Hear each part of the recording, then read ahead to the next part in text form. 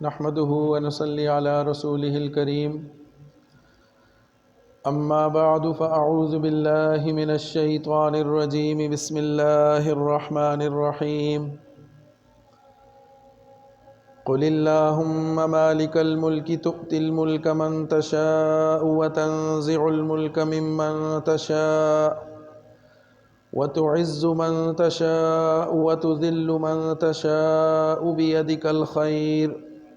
إنك على كل شيء قدير تولج الليل في النهار وتولج النهار في الليل وتخرج الحي من الميت وتخرج الميت من الحي وترزق من تشاء بغير حساب لا يتخذ المؤمنون الكافرين أولياء من دون المؤمنين ومن يفعل ذلك فليس من الله في شيء إلا أن تتقوا منهم تقاه ويحذركم الله نفسه وإلى الله المصير قل إن تخفوا ما في صدوركم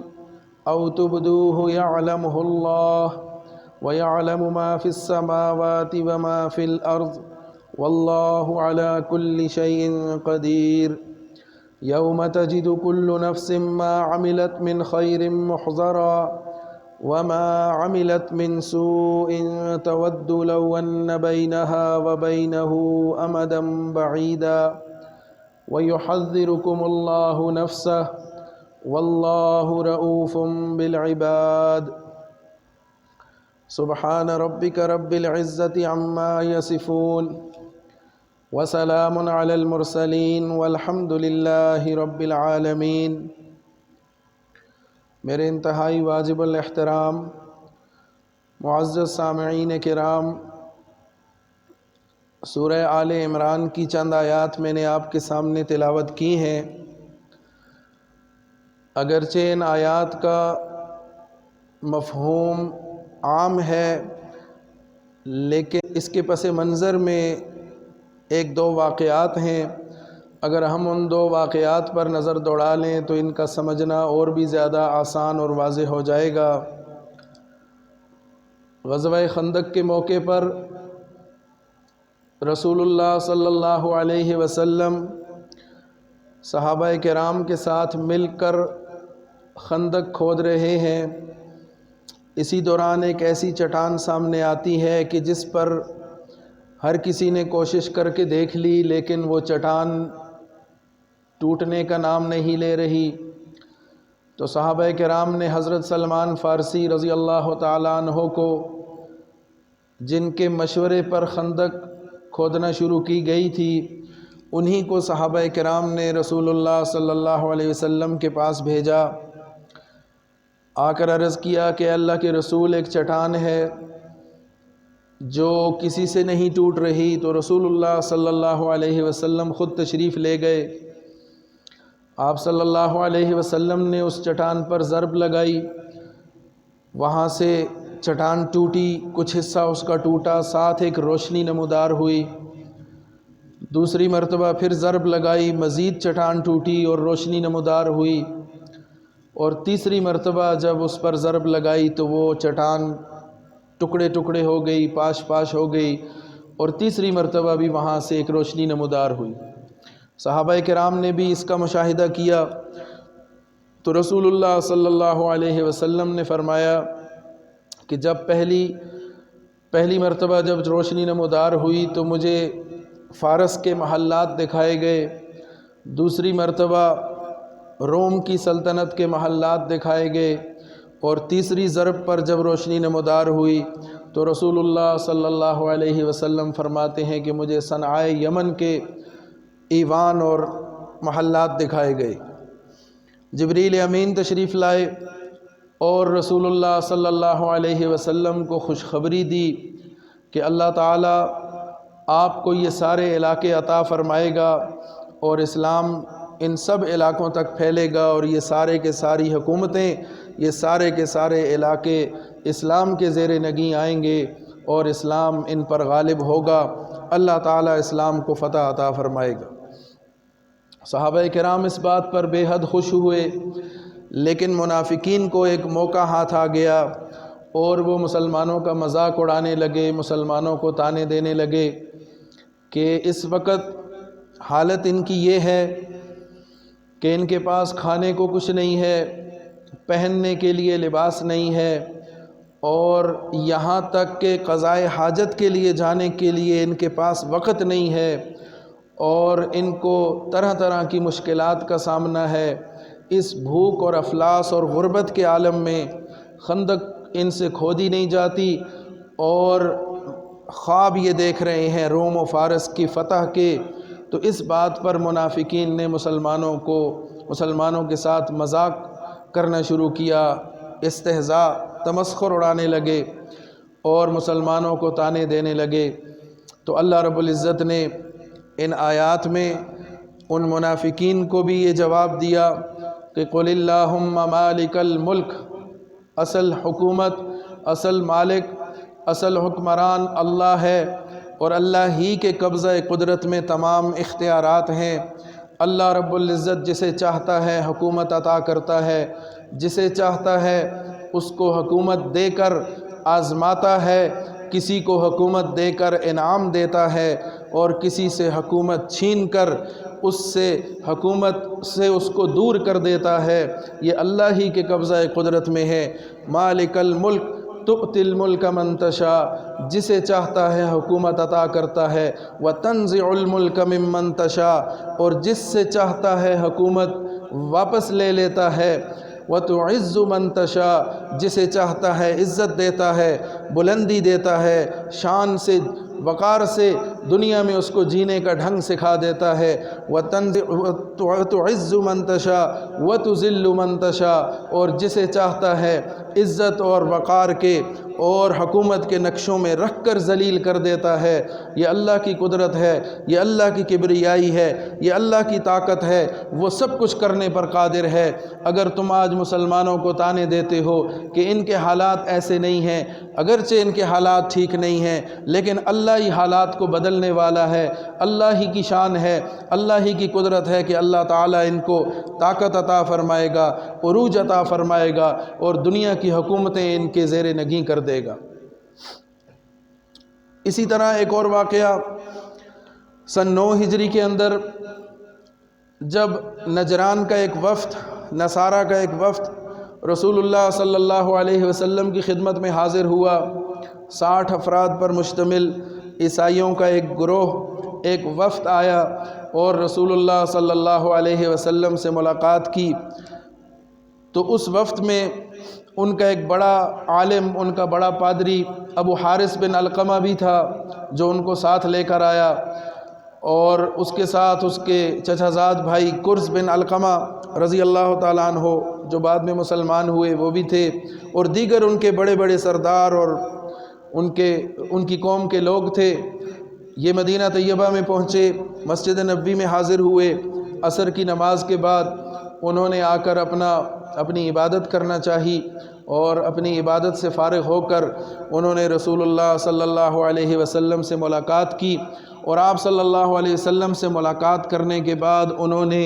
عیسیٰ علیہ السلام اور عیسائیت کے حوالے سے مختلف سوالات رکھے آپ صلی اللہ علیہ وسلم کے سامنے۔ آپ صلی اللہ علیہ وسلم ان کے تمام سوالوں کے شافی اور کافی جواب دیتے رہے، ان کو مطمئن کیا، لیکن بالآخر انہوں نے ماننے سے، اسلام قبول کرنے سے انکار کر دیا، اور ہر سوال کے جواب میں وہ مزید حجتیں اور باتیں کرتے رہے۔ تو آخر کار ان کو مباہلے کا ایک موقع دیا گیا، مباہلے کی دعوت دی گئی کہ اگر تمہیں یقین ہے کہ تم سچے ہو تو آ جاؤ پھر میدان میں۔ رسول اللہ صلی اللہ علیہ وسلم بھی نکلے، اور آپ اپنے ساتھ حضرت علی کو، حضرت فاطمہ اور حسنین کریمین کو لے کر نکلے۔ تو اس موقع پر وہ نصارہ پھر پریشان ہو گئے، انہوں نے جا کر یہودیوں سے مشورہ کیا کہ ہمیں کیا کرنا چاہیے، کیا ہمیں اس مباہلے کی دعوت کو قبول کرنا چاہیے یا اس سے پیچھے ہٹ جانا چاہیے؟ تو تمام یہودیوں نے ان کو یہ مشورہ دیا کہ آپ کے لیے اس چیلنج کو قبول کرنا یہ آپ کے حق میں بہتر نہیں ہوگا، آپ اس سے پیچھے ہٹ جائیں، یہ اللہ کے رسول ہیں، ایسا نہ ہو کہ ان کی بد دعا آپ کے لیے پریشانی کا باعث بنے، آپ کے اوپر اللہ کا عذاب آ جائے۔ تو اس پر پھر انہوں نے مسلمانوں کے ساتھ صلح کر لی۔ رسول اللہ صلی اللہ علیہ وسلم کی خدمت میں آ کے عرض کیا کہ جس طرح آپ ہمارے بارے میں جو فیصلہ کریں گے ہم آپ سے صلح کرتے ہیں۔ تو پھر بالآخر انہوں نے عیسائیت پر قائم رہتے ہوئے، کچھ افراد ان میں سے مسلمان بھی ہوئے لیکن اکثریت عیسائیت پر قائم رہتے ہوئے انہوں نے یہ طے کیا کہ آپ ہمارے ساتھ کوئی معاہدہ کر لیں، ہم آپ کو جزیہ دینے کو تیار ہیں، ہم آپ کے ماتحت ہو کے رہنے کو تیار ہیں، ہم اسلامی حکومت کے ماتحت ہو کر رہیں گے، آپ جو شرائط رکھیں گے ہمیں وہ منظور ہیں۔ تو اس طریقے سے پھر رسول اللہ صلی اللہ علیہ وسلم نے ان کے ساتھ ایک معاہدہ کیا، کچھ شرائط لکھی گئیں اور وہ شرائط اور وہ معاہدہ نامہ لے کر وہ لوگ رخصت ہوئے۔ تو جب یہ لوگ آ رہے تھے مدینہ کی طرف تو راستے میں ایک مقام پر ان کا جو بڑا پادری تھا ابو حارث بن علقمہ، اس کے گھوڑے کو ایک ٹھوکر لگی تو وہ گرنے لگا۔ تو اس کا بھائی کرز بن علقمہ، چچا زاد بھائی وہاں موجود تھا، تو کہنے لگا تعس الابعد، وہ دور والا ہلاک ہو جائے۔ نعوذ باللہ، اس سے مراد یہ تھی محمد صلی اللہ علیہ وسلم کے بارے میں کہنے لگا کہ وہ شخص، وہ دور والا، یعنی مدینہ کی طرف ہم جا رہے ہیں تو جس سے ملنے جا رہے ہیں وہ یہ کہنا چاہتا تھا نعوذ باللہ کہ محمد ہلاک ہو جائے، کہ اس کی وجہ سے ہمیں یہ راستے میں مشکلات پیش آ رہی۔ تو جب اس نے یہ کہا تو ابو حارث بن علقمہ چونکہ بڑا عالم تھا، اپنے مذہب کا، اپنے دین کا علم رکھتا تھا اور بڑے علماء میں شمار ہوتا تھا، اسی وجہ سے شاہ روم کے ہاں اس کی بڑی وقت تھی، اس کی بڑی قدر و منزلت تھی۔ تو وہ کہنے لگا کہ آپ محمد کو کچھ نہ کہیں، کم بخت تو تم لوگ ہو، وہ تو اللہ کے نبی ہیں۔ تو کرز بن علقمہ جنہوں نے یہ بد دعا کی تھی کہنے لگے کہ اگر وہ اللہ کے نبی ہیں تو پھر ہم ان کو مان کیوں نہیں لیتے؟ تو جب یہ کہا تو ابو حارث کہنے لگا کہ اگرچہ ہمیں معلوم ہے وہ اللہ کے نبی ہیں، ہم اپنی کتابوں سے اپنے علم کی بنا پر تمام نشانیاں دیکھ کر ہم ان میں وہ نشانیاں پاتے ہیں، اور یہ زمانہ، یہ تمام نشانیاں اس پر شاہد ہیں کہ محمد اللہ کے رسول ہیں، لیکن ہم اگر ان کو تسلیم کر لیں گے تو پھر شاہ روم کی طرف سے جو ہمیں امداد ملتی ہے، جو ہمیں تحفے تحائف ملتے ہیں، جو ہمیں خرچہ ملتا ہے، یہ ہمارا سارا سلسلہ بند ہو جائے گا۔ جس طرح آج مسلمان حکومتیں یہی عذر پیش کرتی ہیں کہ اگر ہم نے اسلام کو نافذ کر دیا، اگر ہم نے اللہ کے کلمے کو بلند کر دیا، اگر ہم نے اللہ کے ماننے والوں کو حکومت دے دی، اختیارات دے دیے، دین کو دنیا پر غالب کر دیا، تو پھر ہماری جو امداد آ رہی ہے غیر مسلموں کی جانب سے، جو ہمارا خرچہ چل رہا ہے وہ بند ہو جائے گا۔ اس ڈر سے اور اس خوف سے آج کا مسلمان بھی کفار کے نیچے لگا ہوا ہے اور کفار کی نوکری کر رہا ہے، اور اسلام دن بدن دنیا میں کمزور سے کمزور تر ہوتا چلا جا رہا ہے۔ حالانکہ اللہ تعالیٰ نے واضح فرما دیا مالک ملک وہ ہے، تؤتی الملک من تشاء، جسے چاہتا ہے حکومت دیتا ہے۔ یہ ان نجران والوں کے اس اعتراض کا بھی جواب ہو گیا، اور خندق کے موقع پر مسلمانوں کو جو منافقین کی طرف سے طعنے ملے اس کا بھی جواب ہو گیا، اور عمومی طور پر بھی اللہ تعالیٰ نے ایک صاف اور واضح پیغام مسلمانوں کو سکھا دیا، سمجھا دیا کہ مالک الملک تؤتی الملک من تشاء، میں مالک ملک ہوں، میں سارے جہانوں کا پالنے والا ہوں، پیدا کرنے والا ہوں، میرے ہاتھ میں سارے جہانوں کی بادشاہی ہے، میں جسے چاہتا ہوں حکومت حوالے کر دیتا ہوں، جس سے چاہتا ہوں حکومت لے لیتا ہوں، جس کو چاہتا ہوں عزت دے دیتا ہوں، اور جس سے چاہتا ہوں عزت واپس لے لیتا ہوں، عزت کے نقشوں میں رکھ کر ذلیل کر دیتا ہوں، اور ذلت کے نقشوں میں رکھ کر عزت اور بلندیاں عطا کر دیتا ہوں۔ یہ اللہ کی شان ہے، یہ اللہ کی قدرت ہے، اللہ اس چیز پر قادر ہے۔ انک علی کل شیء قدیر، اللہ ہر چیز پر قادر ہے۔ لہٰذا کفر کے سامنے جھکنے کی، کفر کے سامنے اپنا سر نیچے کرنے کی، اور کسی مصلحت کی وجہ سے ان کے ساتھ تعلق بنانے کی کوئی ضرورت نہیں ہے۔ ان کے ساتھ برابری کا تعلق ہو، ان کے اوپر غالب ہو۔ اللہ تعالیٰ نے تمہیں غالب کرنے کے لیے بھیجا ہے، لِيُظْهِرَهُ عَلَى الدِّينِ كُلِّهِ، تمام ادیان پر اسلام کو غالب کرنے کے لیے اللہ نے بھیجا ہے۔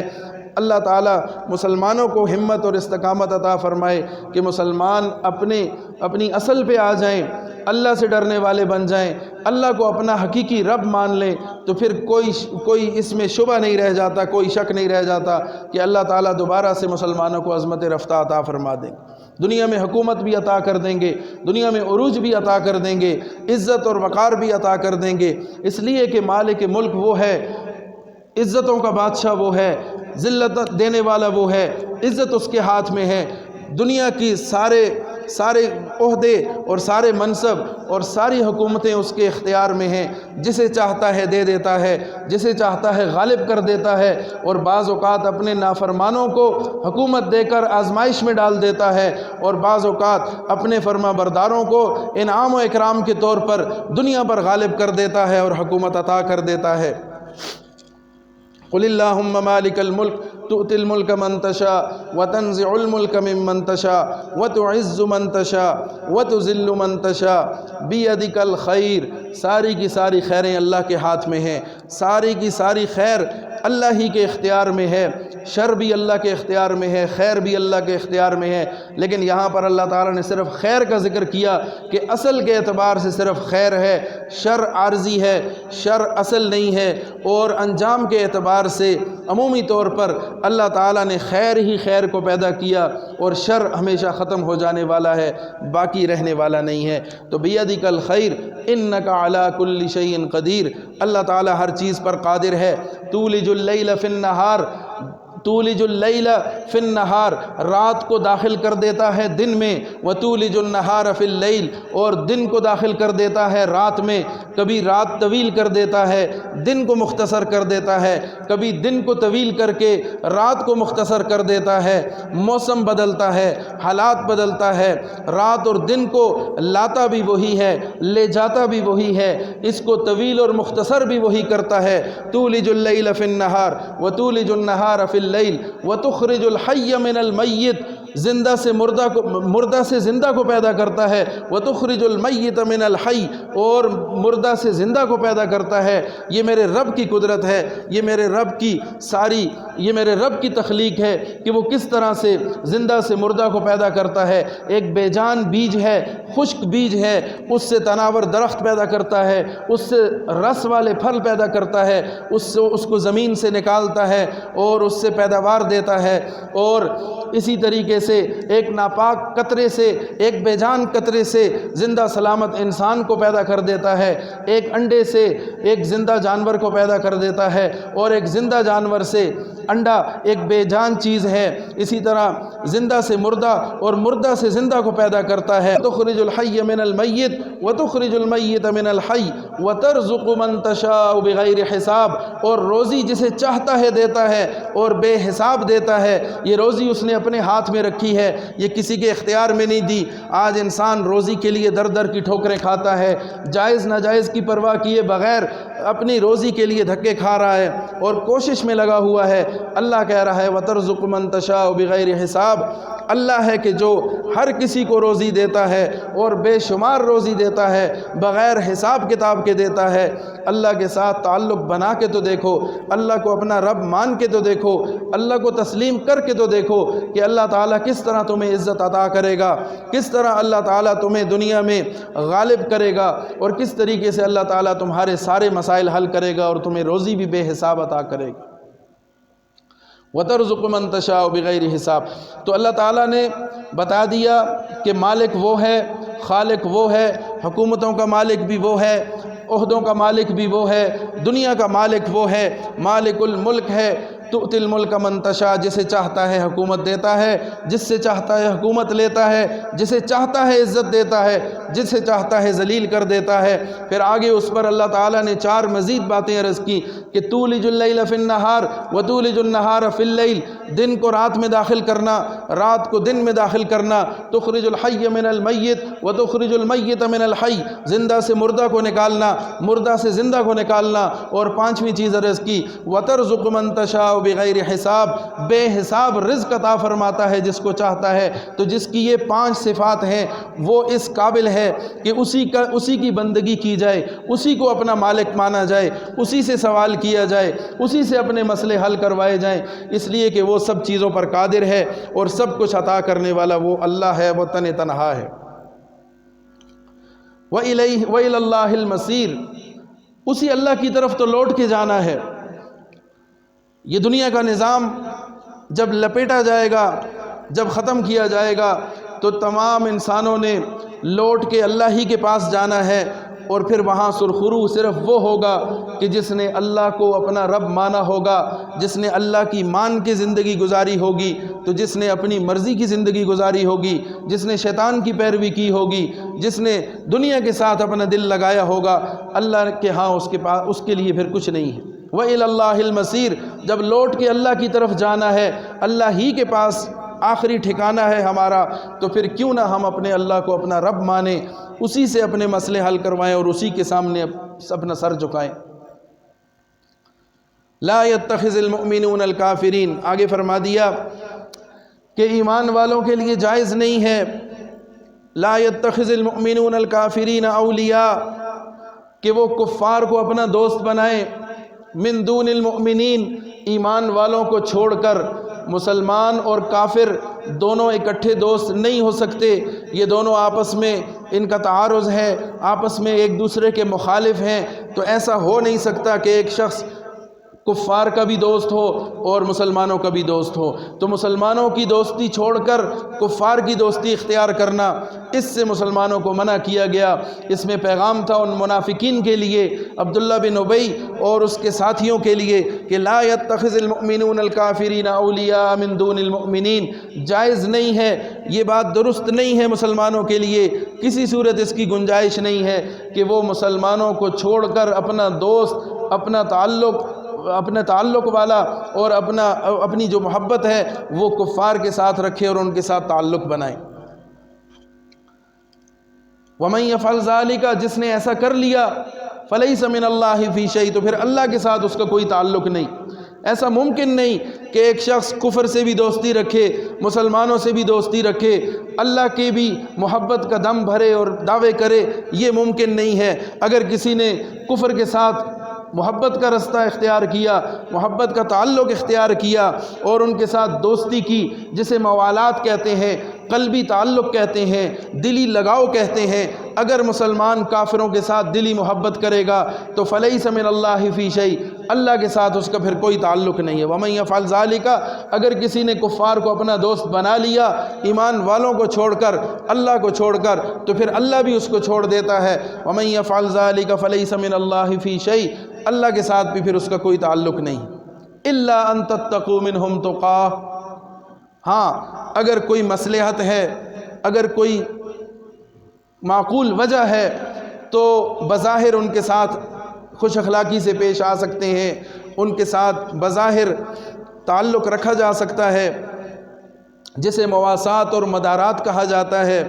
کہ ان کی خیر خواہی کی خاطر یا ان کے شر سے بچنے کے لیے کسی حکمت اور مصلحت کے تحت، کسی سیاسی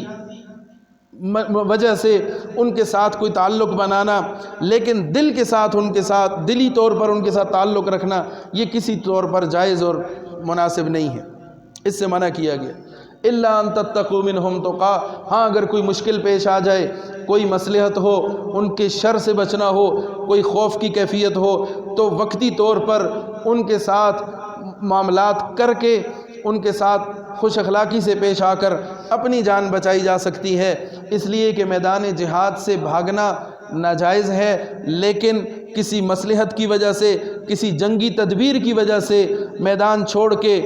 پسپائی اختیار کرنا اور پھر پلٹ کر حملہ کرنا، اس میں کوئی حرج نہیں ہے۔ اسی طرح مردار کھانا ناجائز ہے، اس کی کوئی اجازت نہیں ہے، لیکن اضطراری حالت میں اس کے کھانے کی بھی گنجائش ہے کہ جب جان کا خطرہ ہو، جان چلے جانے کا خوف ہو تو بقدر ضرورت مردار کھانا بھی حلال ہو جاتا ہے۔ اسی طریقے سے الا ان تتقوا منہم تقا، اگر کوئی مشکل درپیش ہے، اگر کوئی سیاسی مصلحت ہے جس کی وجہ سے تم بظاہر وقتی طور پر ان کے ساتھ خوش اخلاقی سے پیش آتے ہو تو اس پر کوئی گناہ نہیں ہے، لیکن دلی طور پر ان کے ساتھ تعلق بنانے کی کوئی گنجائش نہیں ہے۔ وَيُحَذِّرُكُمُ اللَّهُ نَفْسَهُ، اللہ تمہیں اپنے آپ سے ڈراتا ہے کہ ڈرنا مجھ سے ہے۔ کفر جتنا بھی طاقتور ہو جائے، باطل جتنا بھی طاقتور ہو، جتنا بھی قوت والا ہو، جتنی اس کے پاس آسائشیں ہوں، جتنی اس کے پاس ٹیکنالوجی ہو، اس سے تم نے مرعوب نہیں ہونا، اس سے ڈرنا نہیں ہے۔ وَيُحَذِّرُكُمُ اللَّهُ نَفْسَهُ، اللہ تمہیں اپنے آپ سے ڈراتا ہے، میرے علاوہ کسی سے مت ڈرو، کسی سے مت گھبراؤ، کسی کے آگے سر نہ جھکاؤ، صرف اللہ کے آگے اپنا سر جھکاؤ اور اللہ ہی سے خوف کھاؤ۔ وَيُحَذِّرُكُمُ اللَّهُ نَفْسَهُ، اللہ تمہیں اپنے آپ سے ڈراتا ہے اس لیے کہ اللہ ہر چیز پر قادر ہے۔ اور پھر اس چیز کا زیادہ تر تعلق دل کی کیفیت کے ساتھ ہے کہ دل سے کون کس کے ساتھ محبت رکھتا ہے، دل سے کون کس کو اپنا سمجھتا ہے،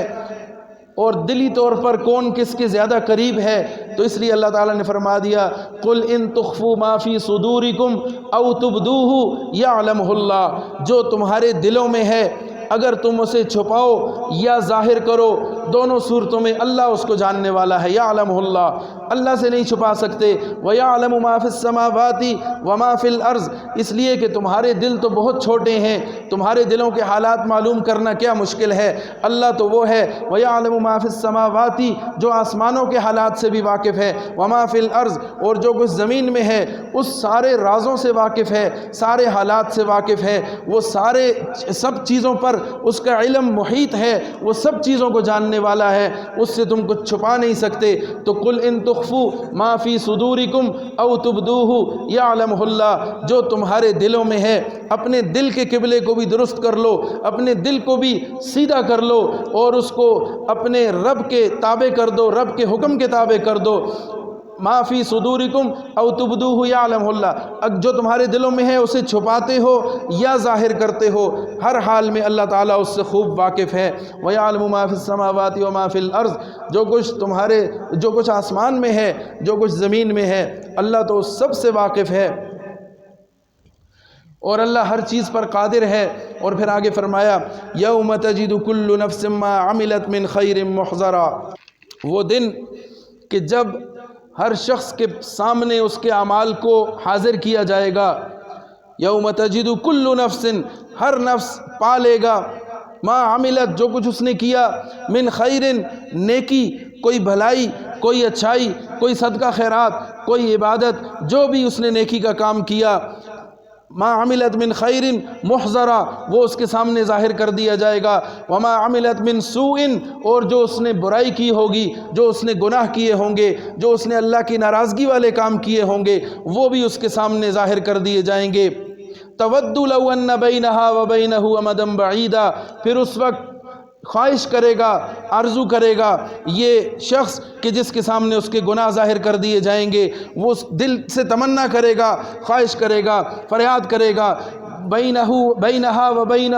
امدا بعیدا، کہ میرے اس گناہ، میری اس غلطی جو میرے سامنے اب حاضر کر دی گئی ہے، اس کے اور میرے درمیان دور کا فاصلہ ہو جاتا، کہیں میں اس سے دور چلا جاتا، میرے سامنے یہ نہ پیش کیا جاتا، مجھے اس میں ملوث نہ کیا جاتا، مجھے اس پر پوچھ نہ ہوتی، میرے اوپر اس کا وبال نہ نازل ہوتا، اس بات کی خواہش کرے گا، لیکن اس وقت کچھ نہیں ہو سکے گا۔ تود لو ان بینہا وبینہ امدا بعیدا ویحذرکم اللہ نفسا، اس لیے اللہ تمہیں اپنے آپ سے ڈراتا ہے کہ اللہ سے خوف کھاؤ، اللہ کا خوف دل میں رکھو، اللہ سے ڈرو، اس لیے کہ تم نے ایک دن اللہ کے سامنے حاضر ہونا ہے، اور اللہ کے سامنے حاضر ہو کر اپنے تمام کیے ہوئے اعمال کا، ایک ایک عمل کا حساب دینا ہے۔ وہ اس سے کچھ چھپا نہیں سکتے ہو، جو نیکی کی وہ اس کو بھی ظاہر کر دے گا، جو بدی کی، جو برائی کی، جو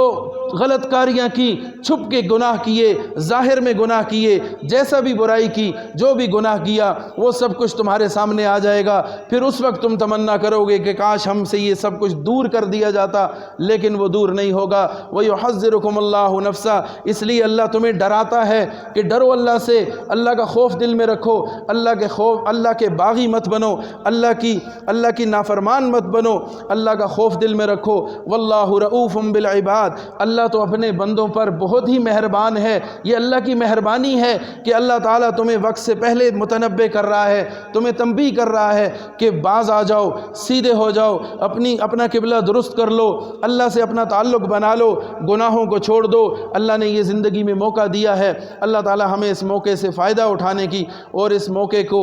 دین کے کاموں میں خرچ کرنے کی اور اپنی آخرت بنانے کی اللہ تعالیٰ ہمیں توفیق عطا فرمائے۔ اللہ تعالیٰ ہمیں اعمال صالحہ کی توفیق عطا فرمائے۔ اللہ تعالیٰ ہمیں کہنے سے زیادہ عمل کرنے کی توفیق عطا فرمائے، اور اللہ رب العزت ہمیں دین اور دنیا کی تمام بھلائیاں عطا فرمائے۔ شعبان کا مہینہ شروع ہو چکا ہے۔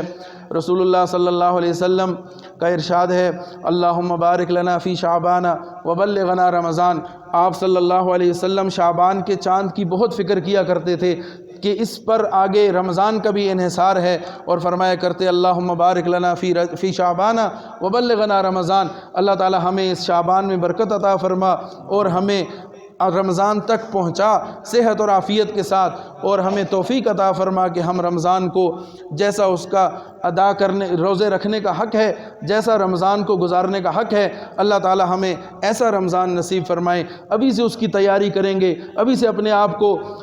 تیار کریں گے تو انشاءاللہ ہمارا رمضان اچھا گزرے گا اور بابرکت گزرے گا۔ اللہ تعالی ہمیں صحت اور عافیت اور سلامتی کے ساتھ رمضان المبارک کا مبارک مہینہ نصیب فرمائے۔ آئندہ جمعے پہ انشاءاللہ شعبان کے مہینے کی فضیلت اور اس حوالے سے بات ہوگی۔ اللہ تعالی ہمیں اعمال صالحہ کی توفیق عطا فرمائے۔ وآخر دعوانا ان الحمد للہ رب العالمین۔